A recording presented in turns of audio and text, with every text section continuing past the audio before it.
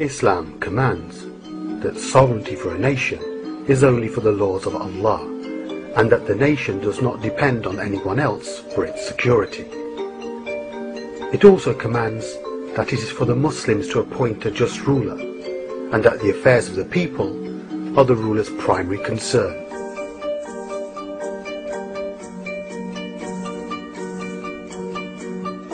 After destroying the Khilafah in 1924, these principles were swept aside, and the Western powers carved the Muslim Ummah into nation-states, installing puppet regimes in order to ensure the suffocation of the people, both intellectually and politically. Saudi Arabia is one of these imperialist creations, a near-perfect illustration of the nature of the regimes in the Muslim world, and the servant-master relationship they have developed with the Western powers. Although this film focuses on the Saudi regime and its relationship with America, its aim is to make Muslims conscious of the general political circumstances surrounding them, so that all the corrupt regimes in the Muslim world are politically challenged, accounted and replaced with one Islamic state, the Khilafah.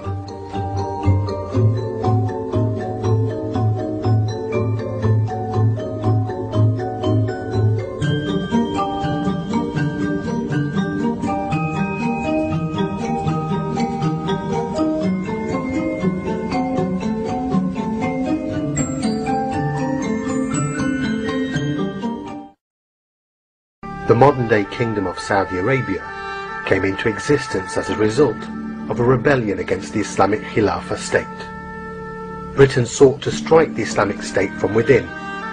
Followers of the Wahhabi madhab by then had managed to establish an entity within the Islamic State, led by Muhammad ibn Saud and later by his son Abdulaziz. Britain supplied them with weapons and money, and they moved on a sectarian basis to seize the Islamic lands, which were under the authority of the Khilafah. They took up arms against the Khalifa and fought the Islamic armed forces, all the time goaded by the British. It was well known that Al-Saud were British agents. The huge arsenals and equipments which reached them via India and the monies to cover the war effort against the Khilafah were supplied by the British.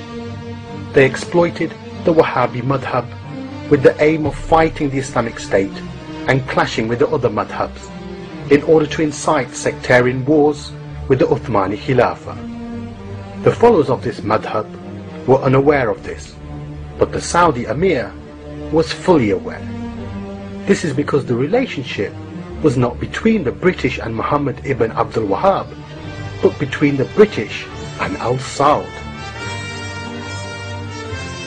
Al-Saud's family reward for playing the most important role in this rebellion was to be granted by the British the position of future rulers of Hijaz. They had so much trust and confidence in their British masters and were so arrogant of their possession that they called it Saudi on September the 23rd, 1933, the only state in the world to be named after a family.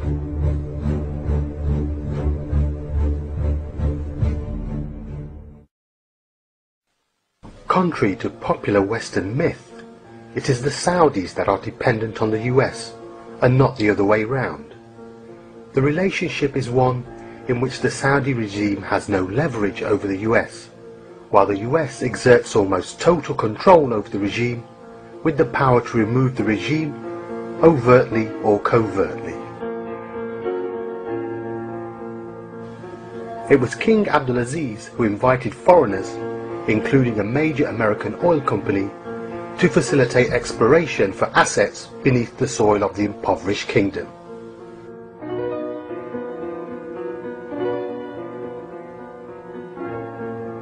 In May 1933, a 60-year contract offering the exclusive concession for exploration and extraction of oil was concluded with Standard Oil of California.